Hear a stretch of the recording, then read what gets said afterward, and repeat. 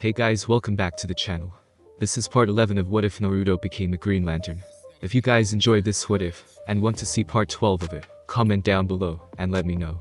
The like goal for this video is 200 likes. So like this video, to let me know that you're interested in this series, and you want the next part. Check out my new videos of My Hero Academia What Ifs in my second channel, and give it some love as well. Link is in the description. And go ahead and check out other What Ifs in the channel. Before we start, please do support for more awesome content. Don't forget to subscribe and leave a like, and also share this video with your friends. So let's start this video. Ajnin, Konoha, 4th Grade Ninja War Memorial Building. The Gokage of the Shinobi Alliance, now known as the Shinobi Union, had decided soon after Naruto left, that graveyards for the dead would not be enough for the heroes of those days of war. Though it was short as it was bloody, it had changed Ajnin forever. And so it was that each village would have a structure built to memorialize those that had fallen. Naruto was currently in the building with the memorial wall for those who had died in the conflict with Madara and the Akatsuki. In the center of that wall was the pictures of the 6 Jinchuriki that didn't live to see the end of the war. Naruto. A familiar voice called out. He turned to see his old friend Garrek walking towards him. I thought I'd find you here. It was either here or the graveyard, said Naruto. Looking at him, he could see that piece suited Garrek well. His hair was still the same, though he now wore a long-sleeve buttoned-up shirt with pants, to match with a brown belt and a smaller sand gourd on his waist. The others are waiting at the Gokage office, he said. That's not to keep them waiting then, said Naruto as they walked out. Why did you come here? Garrek asked. I never got to see it before. I wanted to see it for once. Especially when I found out that they put up one for the Jinchuriki that died, said Naruto. Yes. We thought that putting their images here would help people to see that they weren't demons or monsters. That they had families of their own, said Garrek. You met them, or images of them during your battle with Toby. Do you think they would approve? Yeah. I think they would, said Naruto with a smile. But I didn't come, and skip my game with Shikamaru to reminisce. I need to speak to you and the others. He formed a bubble construct around Garrek and himself, and flew them toward the Hokage's tower, that stood up from the Konoha Ninja Academy. Administration, Gokage office. Naruto and Garrek arrived at the Hokage office, and soon moved to the newly formed Gokage office. It was here that all the Kage of the elemental nations would meet once a month, or for an emergency. The information Naruto had would prove to be such an emergency. As he entered the office, he saw all the current Kage that were still present. Lady Tsunade was sitting down with Kakashi next to her, since he was the chosen successor for her. I stood next to her with a now fully regrown left arm thanks to Tsunade's research with the white Zetsu. Mate Terumi was standing with Inoki. All seemed unchanged since the 2 years he had left. What surprised him were the other 2 guests sitting on the desk. Fukasaku, Shima, said Naruto looking at the 2 toads that stood on the desk. What are you guys doing here? That's the first question that pops in your mind, Shima asked. You leave the whole planet without saying goodbye to us, decided to inform us after the first month you were gone, and now you may have brought news on an old enemy, and think to keep us in the dark again. Not going to happen. The elderly toad matron screamed. Naruto could only sigh as he remembered too well how he had to ask forgiveness for forgetting to tell the toads. Especially Gamakichi. Though in his defense, between him getting the ring with Sakura's death still hanging on him at the time, he wasn't much in thinking mode. Though back then that was kin to the norm. Well, it's a good thing you are here then, said Naruto. With that out of the way, can we please get to the reason we are here? Mei asked to the agreement of the other Kage. Naruto held up his ring hand and projected a view screen just large enough for everyone to see. This was a live stream of an attack tower in 3. It's one planet in Kundian Empire space that managed to resist being annexed up until now, by using a combination of advanced weaponry and guerrilla warfare. Unfortunately, the Kundians decided to call the Sinestro Corps to send someone to deal with the problem, said Naruto as the video began playing. What they saw was a city under siege as it was set ablaze with laser and gunfire. The city's advanced defender tanks being blown apart or cut to shreds. After that, the ground troops were being slaughtered by the corps member wielding a sword. What stood out him was that he wasn't using a construct.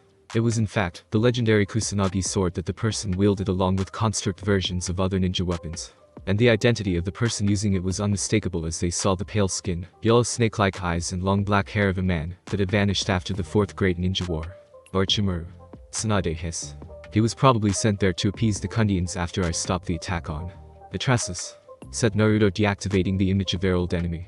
And he did so in a manner that everyone would notice, including us, said Tsunade.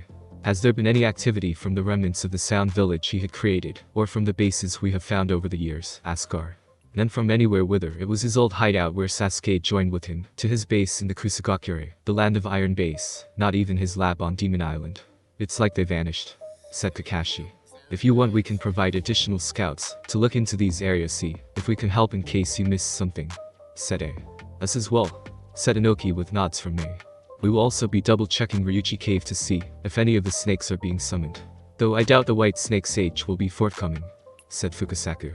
That's all well and good, but I don't think it matters aside from snake summons, said Naruto. He made sure that we all see this, but to make sure that I knew where he was and which corps found him as a candidate.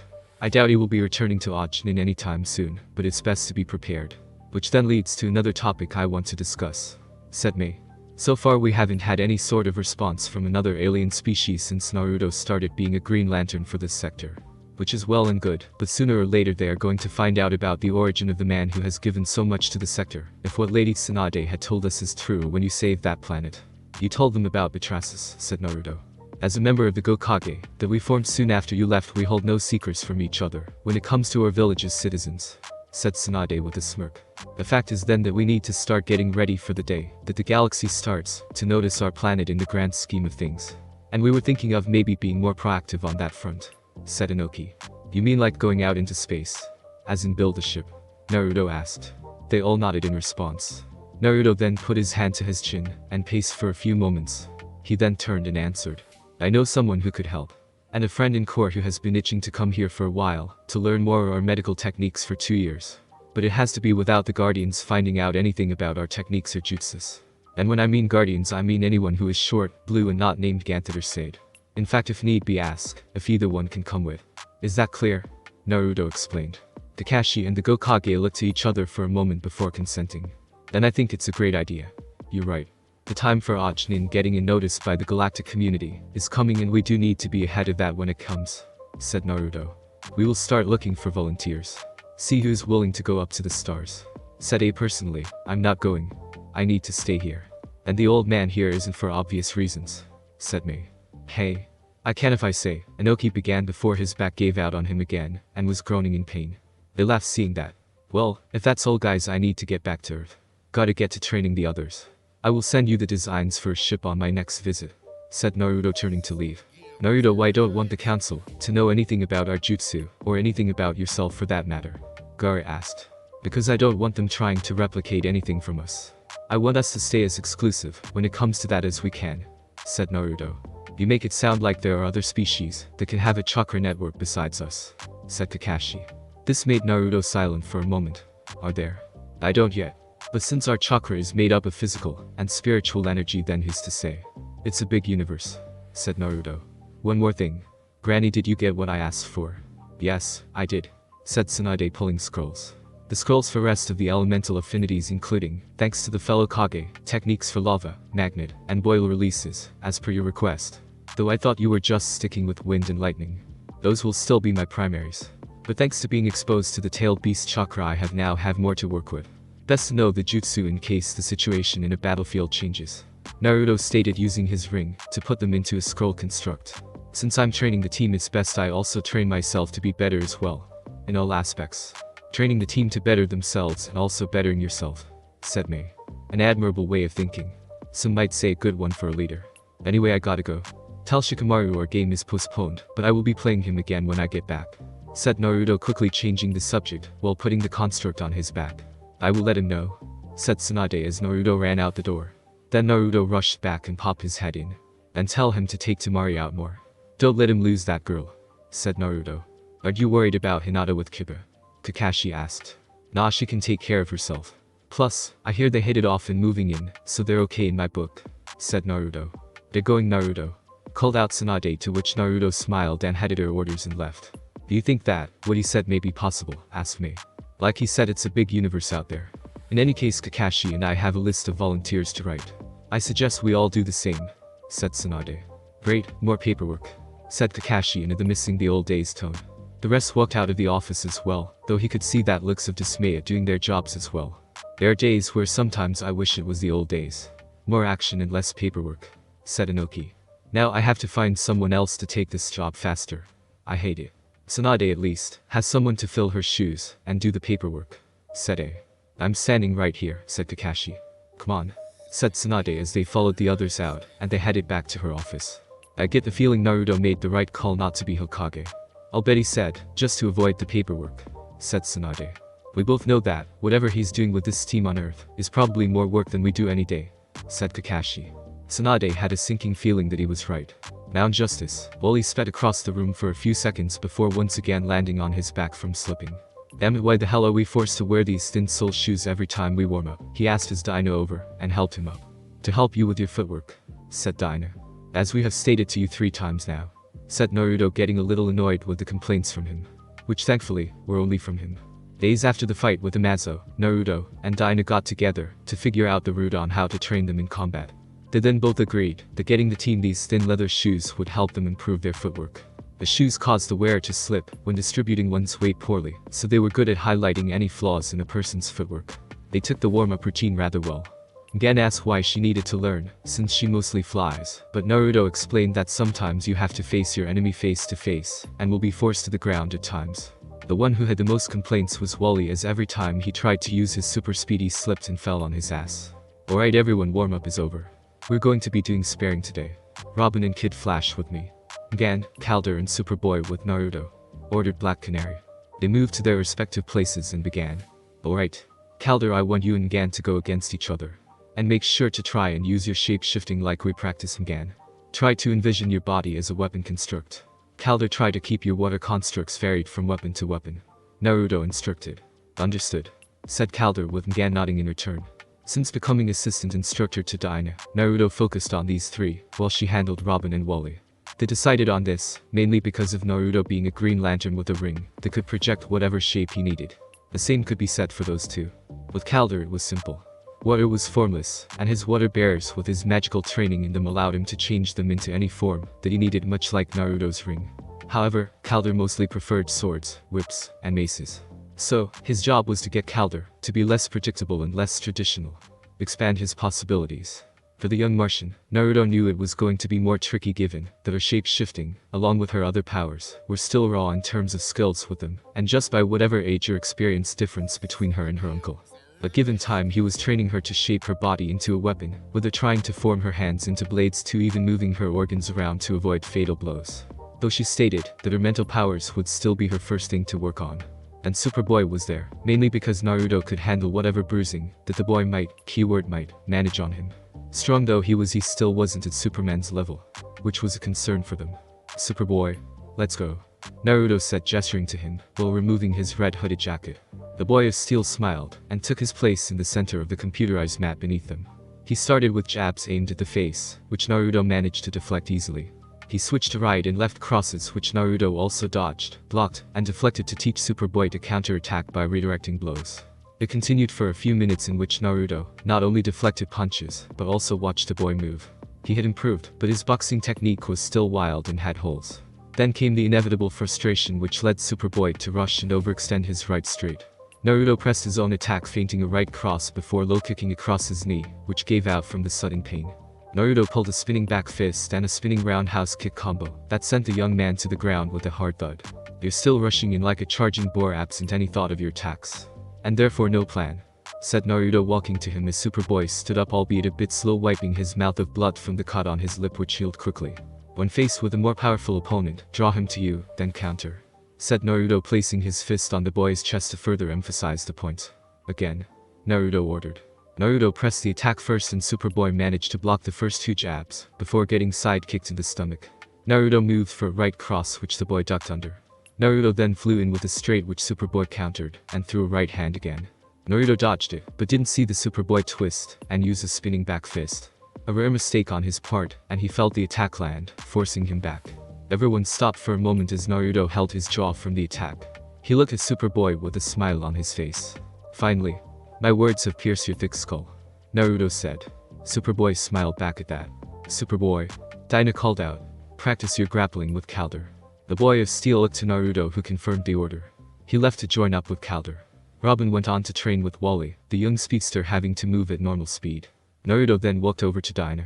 You've done well with him so far, she said. Superboy is still undisciplined, but he is not without promise. Which sums up the whole team, Naruto said. Very true. Except everyone else has a mentor they have. His is still absent.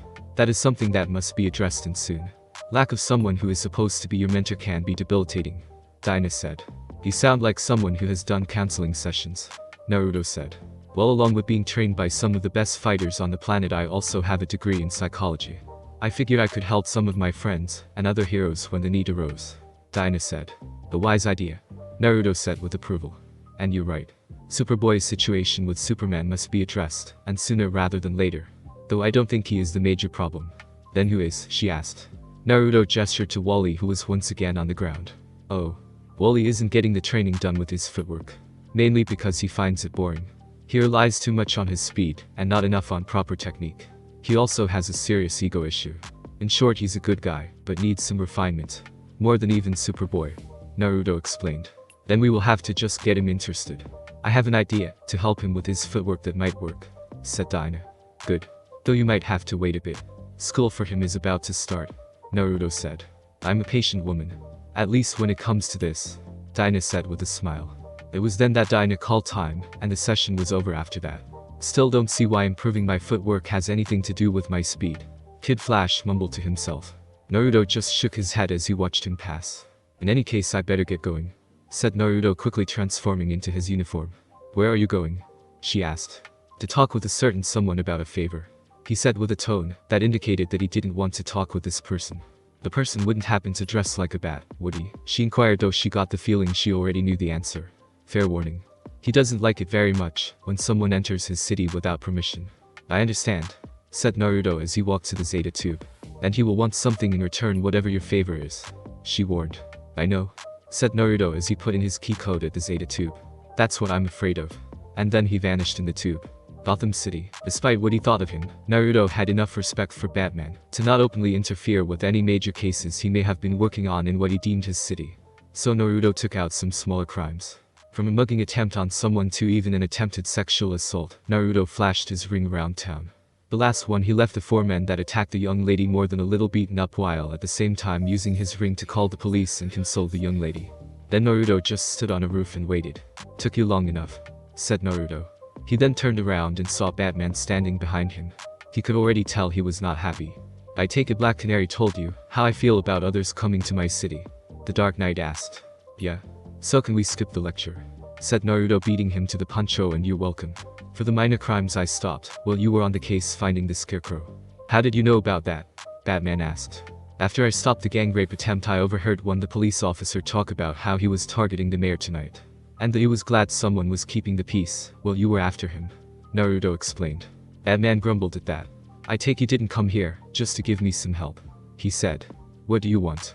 As hard as this is, I need a favor, said Naruto. A favor from me? After what you said to me? You're joking, Batman responded. Not from Batman. From Bruce Wayne, said Naruto. Batman raised his eyebrow under his mask. I'm listening. Wayne Enterprises is one of the biggest companies when it comes to technological advancements. The other, of course, being LexCorp. Naruto pointed out to begin with. I suppose one of those advancements would happen to be space travel. It would. Batman admitted, getting the feeling that lying to the young lantern would be a futile gesture. You looking to build a spaceship? Just designs for one, said Naruto. It can be for you. You don't need a ship with your ring. So, it would be for your people then. Batman deduced. Careful, Kurama advised in Naruto's head. Don't give him too much. Naruto made sure to take that advice going forward. Yes. My people have been aware of the universe at large for a little while. Since I got my ring and joined the Corps. So far, we haven't had any issues with any other races yet, but that will change. My world's government knows this and want to get ahead of this. It would start with the construction of one ship. Just to explore my sector of the galaxy. Maybe cross over into others. But we have no basis to get started on building one. That's why I need your help, Naruto explained. And the name of your world's government would be, he questioned. The Shinobi Union, led by the Gokage of my planet, said Naruto. And before you get any ideas, this government is subservient to its nation's civilian governments and are allowed to run their own lives. It's a lot like your United Nations. We are not a dictatorship. Each of the 5 Kage are democratically elected and work for the interests of the people. Which is more than can be said for the governments of this planet last I checked. Batman had to concede on that one. What you're asking for isn't impossible. But before I consider saying yes, I want something in return, said Batman. And let me guess, it isn't money, said Naruto, to which the Dark Knight nodded. I just told you that my government isn't a military dictatorship. What else could you want? Your powers. The way you were able to control the elements. How are you able to do that? Batman questioned. Naruto dreaded this. He knew as soon as he went to the Dark Knight he would want info on his abilities. He had somewhat hoped that info on his homeworld would suffice, but at the same time he knew it wasn't. Time to bite the bullet, kid, said Kurama. Doesn't mean I have to like it, Naruto responded. Fine. Naruto sighed. I might as well tell you since a criminal from our world has joined the Sinestro Corps. The reason I have these abilities is because I have a secondary circulatory system. My whole race has it. It's called the chakra network. The reason it's called that is because instead of blood it pumps the power of our techniques use, called chakra, a mix of physical energy of the body and spiritual energy that comes from the mind, said Naruto. That man took a moment to think on what he said, pacing on the rooftop before turning back to the young shinobi. So, it's basically like the Chinese meridian system, only weaponized with your chakra in place of kai, he stated. Naruto paused, looking up the term in his galactic encyclopedia before answering. Pretty much, said Naruto. That's all you're getting from me. Do we have a deal? That man took another few moments before making his decision. Alright. I have a design in mind that I think would be exactly what you need. Provided that you inform me of any upgrades that your people have done to it, along with information on this criminal you referred to, he said. Deal, said Naruto. When can expect the ship design? You will get it before the next team mission, said Batman. Naruto nodded and turned to leave, but he did want to make something clear. This will be a one-time thing, Batman. I'm not telling you anything else, he said. Still don't trust me then? Batman questioned, though he knew the answer already. No, I don't, said Naruto as he flew off. Batman just shrugged. Can't blame him for that. He fired his grappling hook and swung off.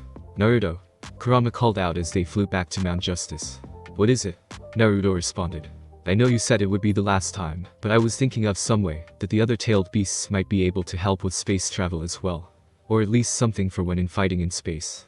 I know you don't like it, hell I don't like it either, but we made a turn for Bat's help again, said Kurama. Don't worry, partner. When that time comes we should be able to build ships on our own. From there we'll figure out how to get the other beasts in on the space battles as well. You have my word.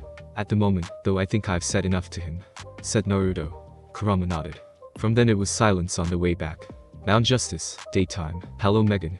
We should go to the beach more often, stated the very excited Ngan as she and the rest of the team, including Naruto, arrived on the beach near Mount Justice. Naruto and the rest could not help but share in it. After the tense meeting with Batman, he decided that he could use his Samara Andar. That is of course after a lengthy training session he had by himself in an empty area on a mountainside in the Himalayas late that night. Suffice it to say there were more than a few craters from that. He looked to the others who were in their bathing suits. When Gan said that today they were going on the beach to have the day to themselves, Naruto and Kurama figured, why not join them? He was part of the team. So, he managed to find a pair of orange swim trunks from the clothes that Hal had procured for him and joined them. First a moment of silence for our poor absent comrade, said Robin, who bowed his head. Poor Wooly, said Ngan sadfully. Yeah, Wooly has to go to school while we go out and play, said Naruto as they had their silence. We done, guys. The others then perked up and went about their play.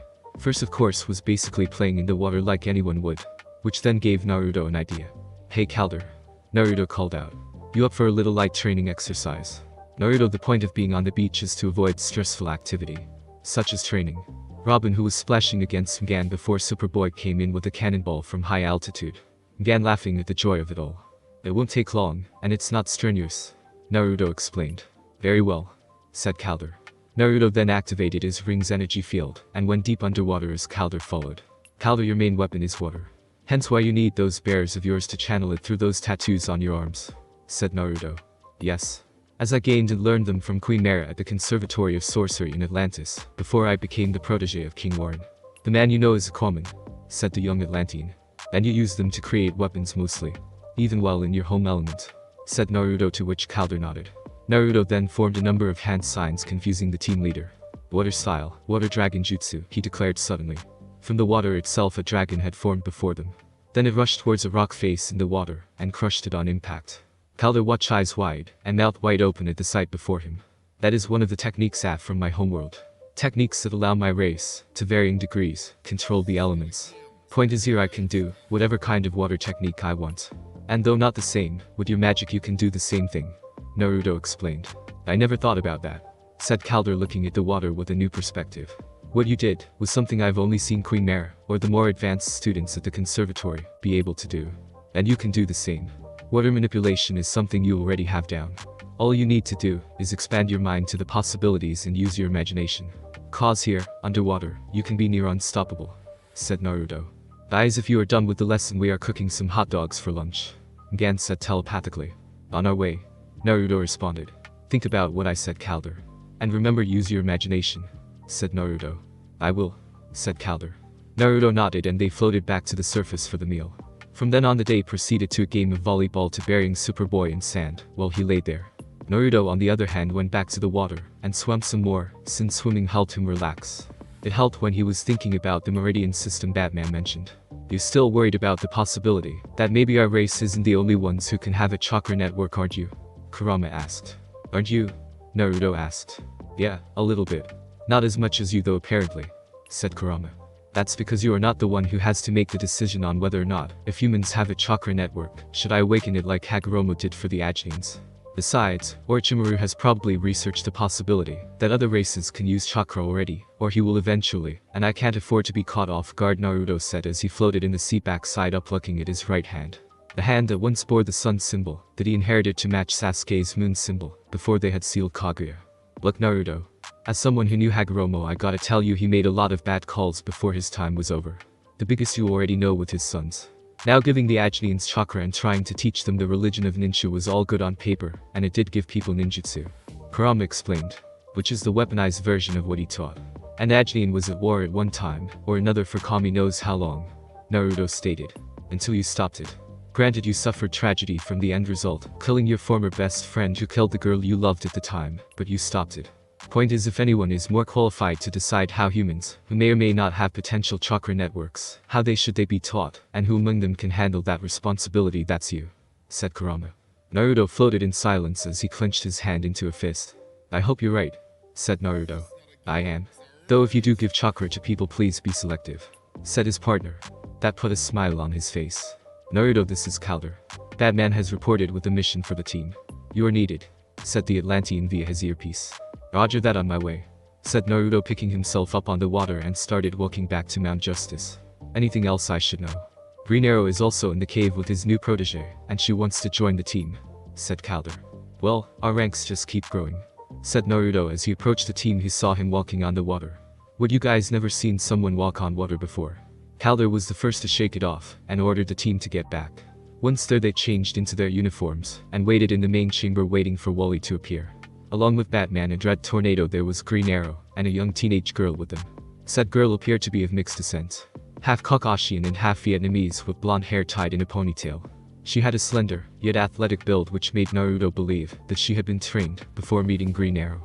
Her uniform consisted of a sleeveless top which showed off her midriff and was in shades of green, obviously to coincide with her mentor's look. Her mask covered her hairline and her cheekbones, leaving her eyes and mouth open. She also fingerless gloves, combat boots, and a utility belt.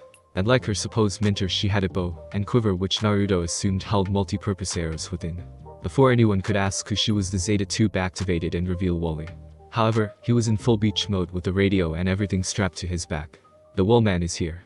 Let's get this party started, he began before tripping over his sandals and falling on his face, dropping a beach ball, sending it bouncing right over Batman's stoic stature.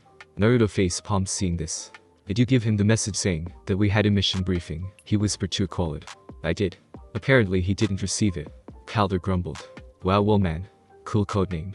Said what they all assumed was their new teammate sarcastically. Just what are your powers? Who are you? Wally asked while still on the ground. Artemis. Your new teammate, she said with pride. Kid Flash. Never heard of you, Wally said mockingly. Before things could escalate, Green Arrow stepped in. She's my new protege, he said.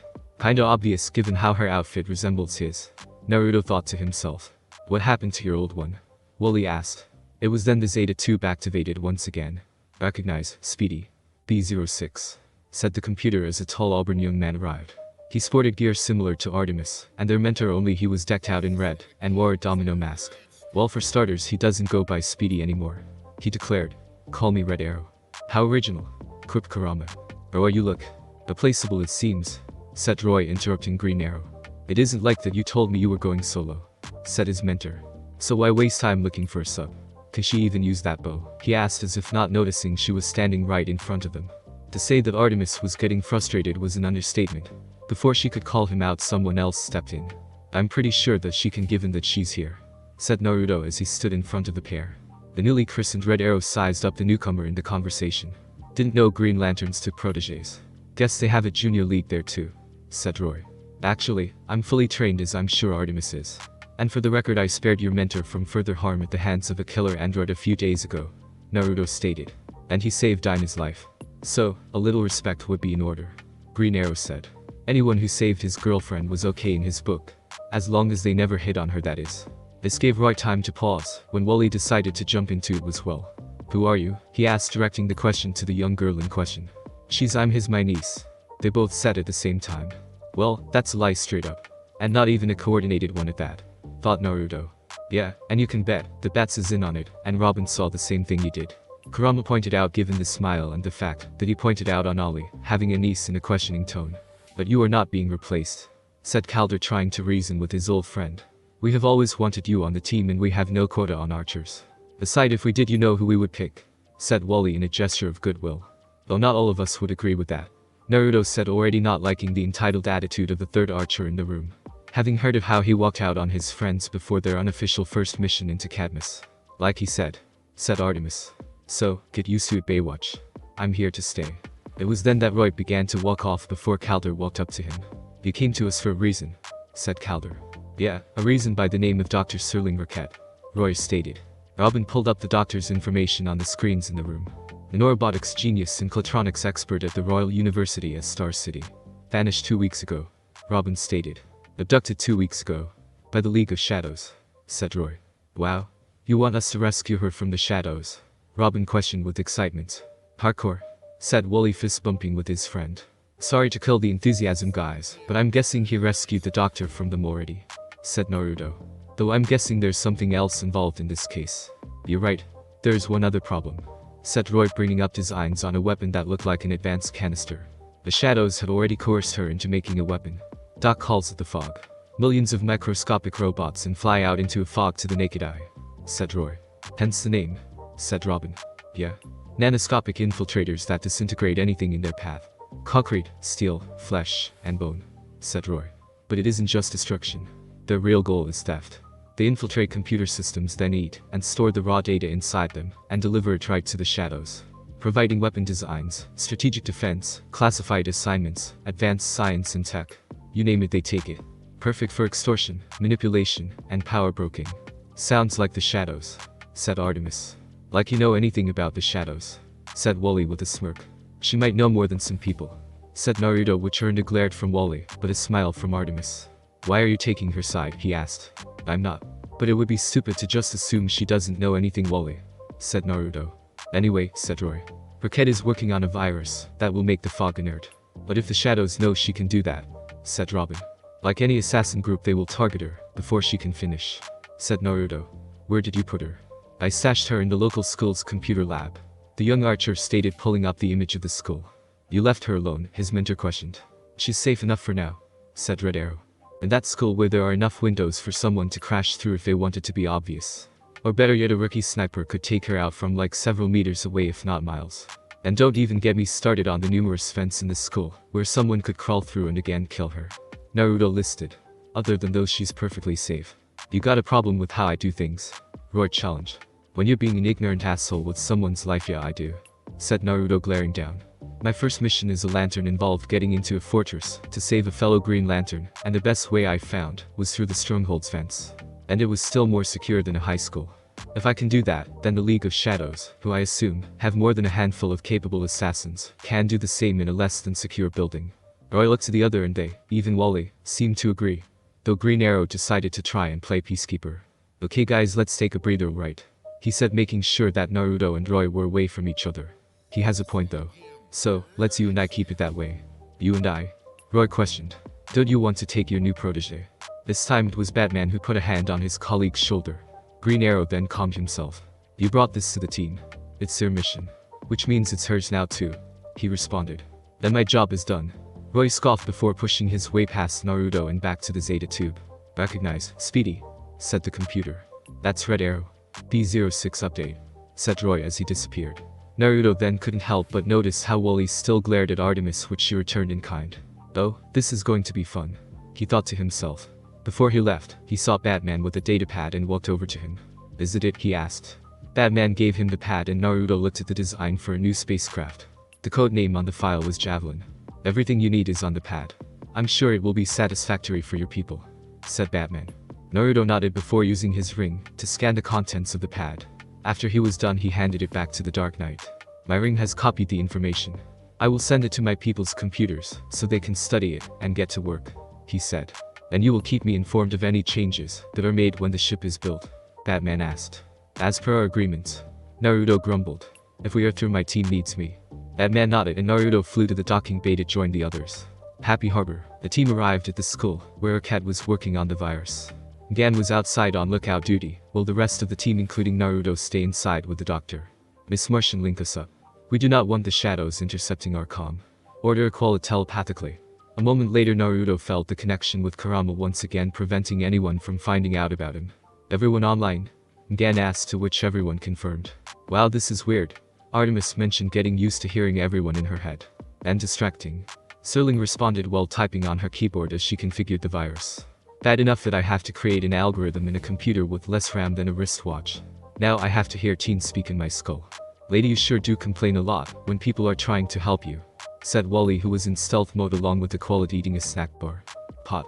Kettle," said Artemis, stating that Kid Flash was the same way. "Hey, I don't need lip from the newbie. Especially when she made sure that Red Arrow was driven off the team," said Wally. "Do not pin that on me," said Artemis. "Enough, both of you. We have bigger issues than the two of you arguing over this," said Naruto, putting his foot down. "And before you say it, I don't care who started it. It's over now."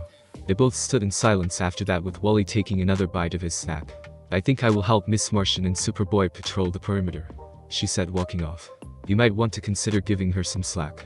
It was her arrow that saved you from Amazo," said Robin. "No, that was Speedy's. I mean Red Arrow's arrow, right?" Kid Flash questioned. "Not so much," Robin affirmed.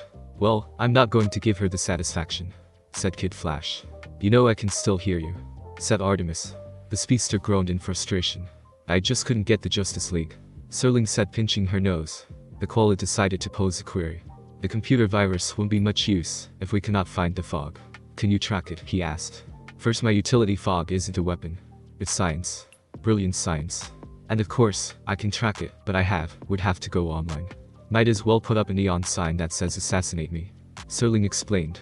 Naruto then moved in and placed a hand on her shoulder. "You have our word. We will protect you from anyone that even thinks of trying to kill you," he said. Serling hesitated for a moment before pressing the enter key on the computer. "Tracking the fog now. Should not take too long," she said. "Superboy, Robin, head to the bioship. Miss Martian, prep it for manual control. As soon as the fog is located, head to the location and stop it," the Aquila instructed. "I will patrol the hallways and make certain they are secure. Make sure to check the vents. Trust me on this, they are easy to get into," said Naruto.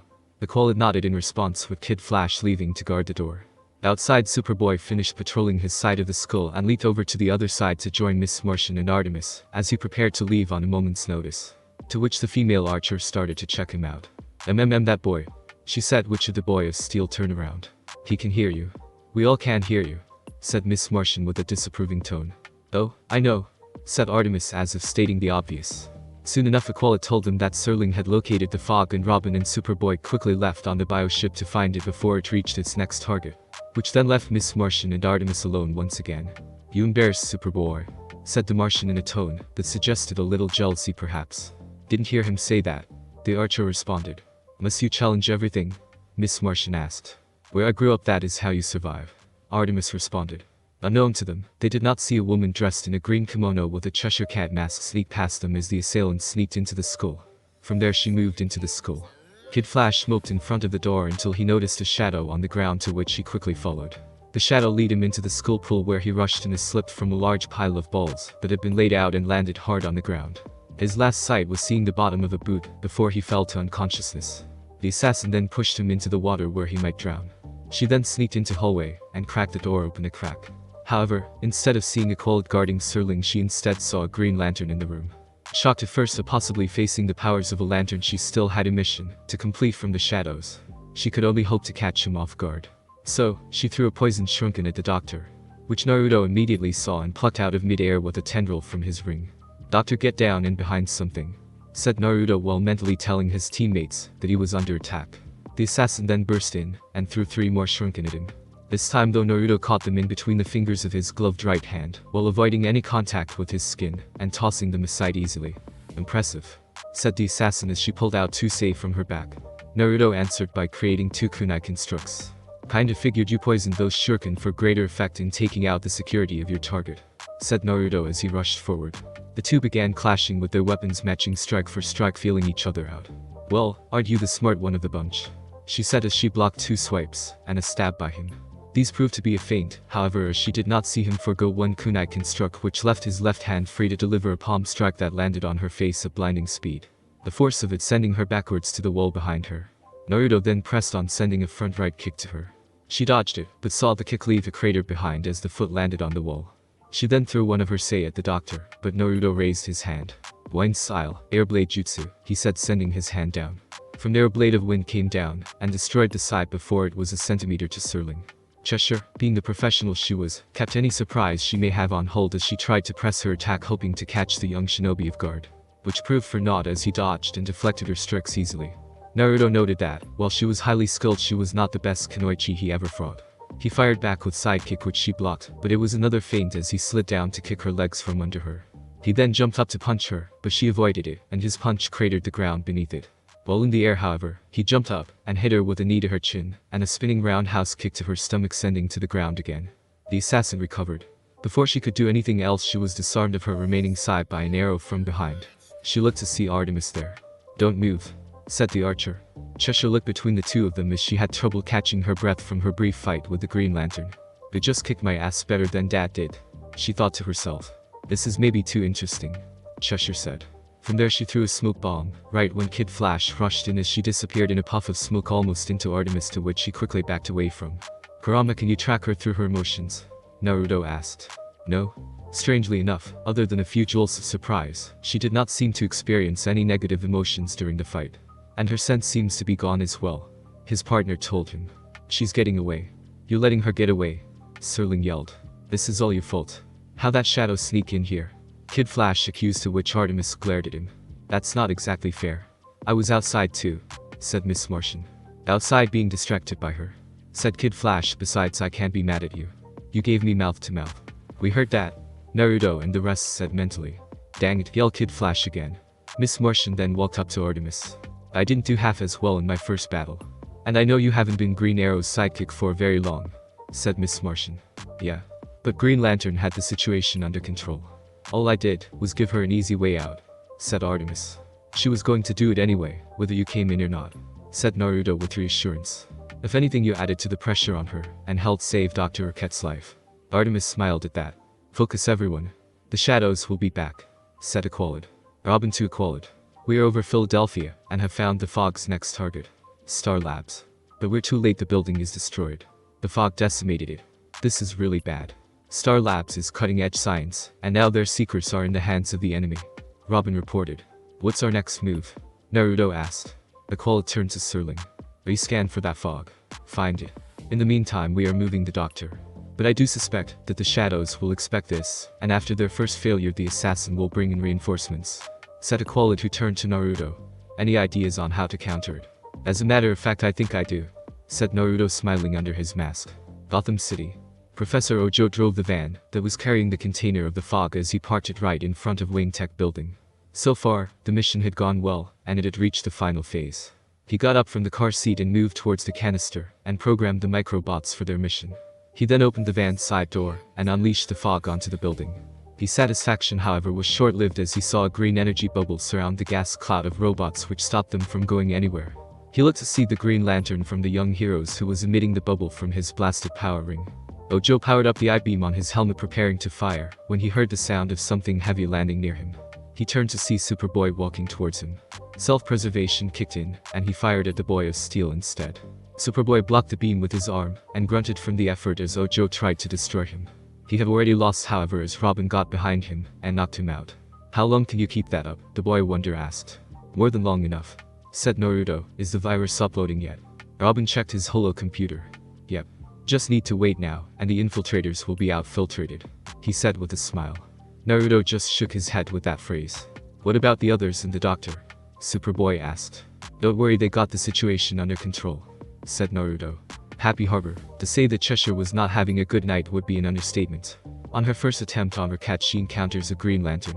She assumed it was risky facing that kind of caliber, but she figured like the rest of the kids she thought he was a rookie at it. The cracked ribs, the aches and pains she felt said otherwise. She thought that the ring would be her biggest obstacle. But then that lantern turned out to be a master hand-to-hand combatant. Then to add to her issues, she had to call in Black Spider and Hook for help. They managed to subdue Qualid, or so she thought, and moved to attack Serling. From there Black Spider and Hook fought Kid Flash and Artemis, while she finally managed to get close enough to the Doctor to finish the job.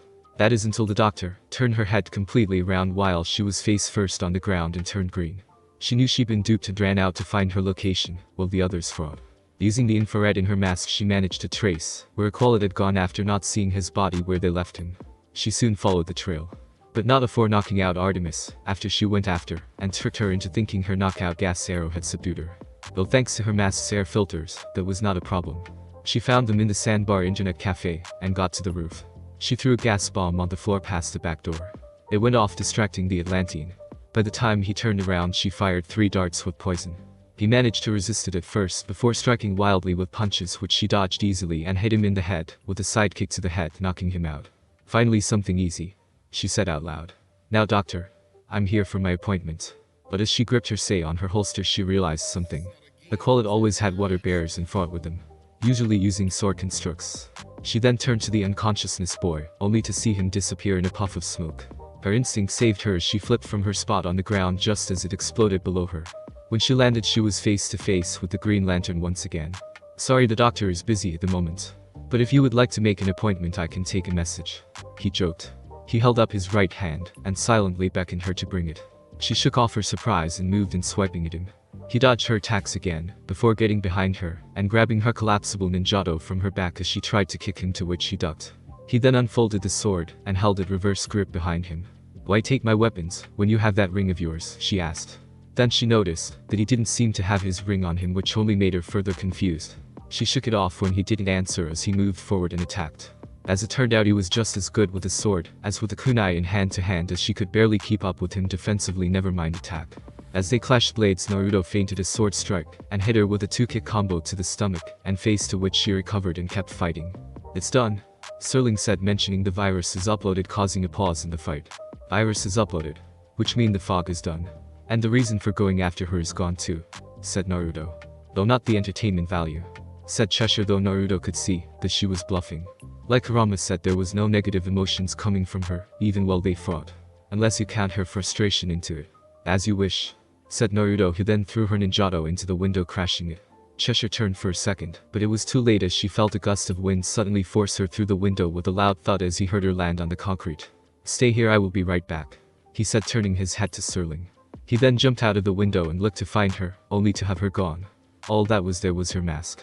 Crap. She's better than I thought, Naruto said to himself. He then went back inside the cafe to check on her cat.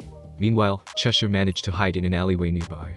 She had trouble controlling her breathing at the moment, since getting her ass beat not once but twice, and she was really feeling it now. Hold it, she heard a familiar voice behind her, which made her smile even with a bleeding lip. Wow. I'm completely at your mercy, she said, turning to see her little sister bow with arrow in hand. Artemis's eyes widened at who the assassin was. You, she said. I suppose you will take me in. Bring me to justice. You can now easily, since your green friend handled me so easily. Though I wonder if your position is strong enough for them to find out all the secrets that you hide from them, she questioned. This made Artemis pause before lowering her bow. Didn't think so, she said as she walked back and threw another smoke bomb. So, like the Cheshire Cat, I will just disappear. And then she was gone. The Qualid and the others caught up to Naruto, who was talking with her cat. I thought you were going to stop the fog, he said. Boss did, which means he should be coming back with Robin and Superboy, said Naruto as he held up Cheshire's mask. I stopped our assassin from getting Serling, but she managed to escape. This was all I found. And no, I didn't see her face, he said, changing the subject. Cool. Souvenir, said Kid Flash. It was then that Artemis appeared from the alley. Hey, did you manage to get her? Asked the speedster. No, she's long gone, said Artemis. Well, that's super. As you can see, we got ours, said Kid Flash, pointing at Black Spider and Bone tied up.